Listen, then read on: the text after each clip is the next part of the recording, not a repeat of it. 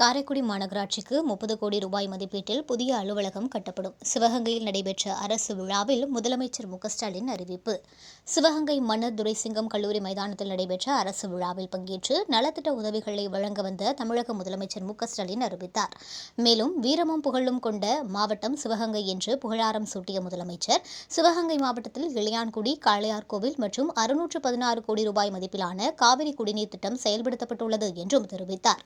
ஒவ்வொரு குடும்பத்திலும் அண்ணனாக, தம்பியாக, மகனாக, அப்பாவாக இந்த ஸ்டாலின் இருந்து வருகிறேன் என்ற அவர் 31,000 மாணவர்கள் காலை உணவு திட்டத்தில் பயனடைந்துள்ளனர் என்றும் கூறினார்.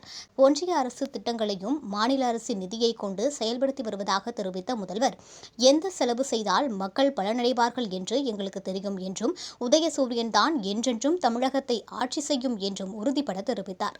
காரைக்குடி மாநகராட்சிக்கு காரைக்குடி கழனிவாசல் பகுதியில் ரூபாய் 30 கோடி ரூபாய் மதிப்பீட்டில் புதிய அலுவலகம் கட்டப்படும் என்றும், 38 கோடி ரூபாய் மதிப்பீட்டில் புதிய சிப்காட் தொழில் பூங்கா அமைக்கப்படும் என்றும் தெரிவித்தார். அரசு விழாவில் முடிவுற்ற திட்டப்பணிகளை திறந்து வைத்து புதிய திட்டப்பணிகளுக்கு அடிக்கல் நாட்டி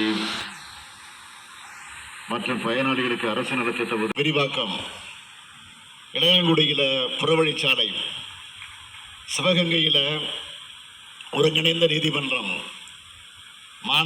மாணவியர் விடுதிகள், பள்ளி கட்டிடங்கள், அரசு மருத்துவமனை, ஆரம்ப சுகாதார நிலையங்கள், மதுரை தொண்டி தேசிய நெடுஞ்சாலை, சிவகங்கையில புதிய நகராட்சி கட்டடம், மகளிர் கல்லூரி.